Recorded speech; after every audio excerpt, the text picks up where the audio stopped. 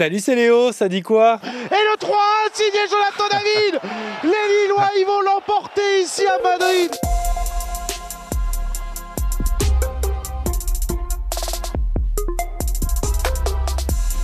Alors salut, trompille les gens en plein jour aux portes même de Madrid. Ah, c'est sûr que cette année, les Madrilènes s'en souviendront du LOSC. Après la victoire à domicile contre le Real en Ligue des Champions, les Lillois sont allés battre l'autre club de Madrid hier soir, 3-1 sur la pelouse de l'Atlético. C'est incroyable l'exploit qu'est en train de réaliser le LOSC. Franchement, c'est pas leur faire offense de dire que c'est un hold-up. Je dirais même plus que personne n'avoue. Et franchement, encore heureux qu'on a Lille, Monaco et Brest qui a aussi frôlé l'exploit hier en se contentant finalement du nul 1-1 contre les Allemands du Bayer Leverkusen.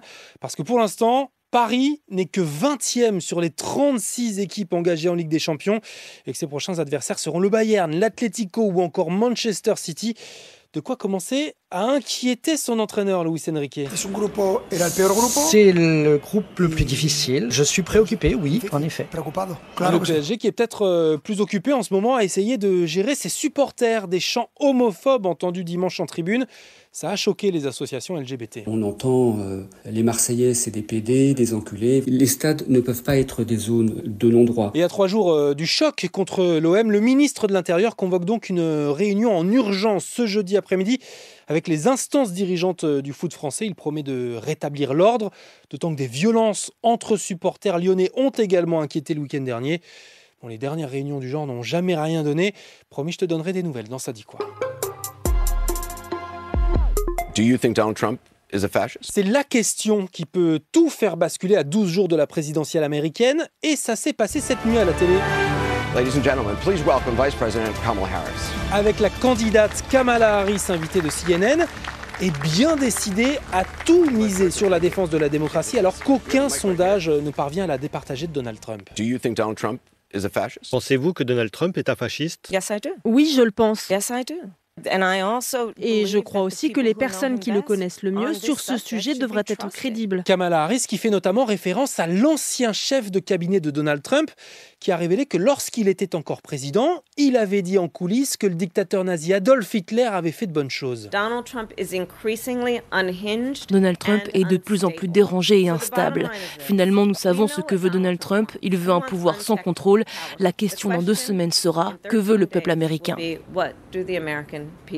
Et si toi aussi tu te poses des questions sur cette élection présidentielle américaine ou que tu veux réagir, tu peux m'envoyer des vocaux sur la chaîne WhatsApp de France Info ou en cliquant sur le lien dans la description du podcast. Ça dit quoi? Te prépare en fait des épisodes un peu spéciaux la semaine prochaine, tu verras. Foutu.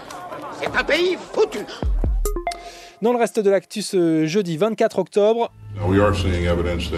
nous avons des preuves comme quoi il y a des troupes nord-coréennes qui sont en Russie. Le ministre de la Défense américain confirme donc que la Corée du Nord a envoyé des milliers de soldats chez son allié et voisin russe, ce qui fait craindre donc aux États-Unis et aux Occidentaux que la guerre en Ukraine est en train de changer de dimension.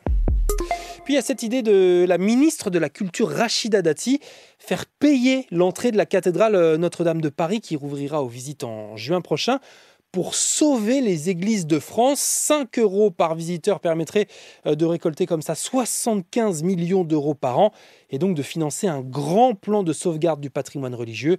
Sauf qu'en France, pour le moment, la loi de 1905 stipule que l'accès aux églises et aux cathédrales doit rester libre, public et donc gratuit. Bon, sinon, il faut qu'on parle de nos comportements à tous, là, en soirée, ou chaque fois qu'on vit un événement. Putain, je crois que je suis déprimé. C'est un enfer. Je crois que j'ai vécu ce soir la pire date de toute ma vie. Lui, c'est Bob Sinclair. Cet été, après une date à Mykonos. Tu penses que ça va s'enjailler un peu, que ça va être cool. J'ai beau jouer ce que j'ai... Comme d'habitude, tu vois. Les gens sont anesthésiés, ils sont avec leur téléphone comme ça. Ils sont amorphes, complètement morts. À cause de ces putains de zombies... J'allais plus. Ouais, bon, j'avoue que moi-même, je compte plus le nombre de vidéos de concerts ou de n'importe quel événement qui ne me servent à rien dans mon téléphone. Du coup, un autre Bob sort les grands moyens ce jeudi soir et demain à la scène musicale à Paris. La légende américaine Bob Dylan donne 2 concerts où les téléphones seront carrément interdits, arrangés dans un petit boîtier qui se bloque jusqu'à la fin du concert. la place du téléphone dans les salles de concert qui crée un vrai malaise ces dernières années. Certains artistes se sentent seuls sur scène, abandonnés par leur public. Je n'ai jamais fait autant chier de ma vie. Quel enfer. Bon, même si d'autres aiment beaucoup le téléphone parce que c'est aussi synonyme de communication gratuite sur les réseaux. Le Centre national de la musique réfléchit d'ailleurs en ce moment à des innovations qui pourraient combiner les attentes de chacun et permettre à tout le monde de profiter d'un vrai moment d'échange sur scène.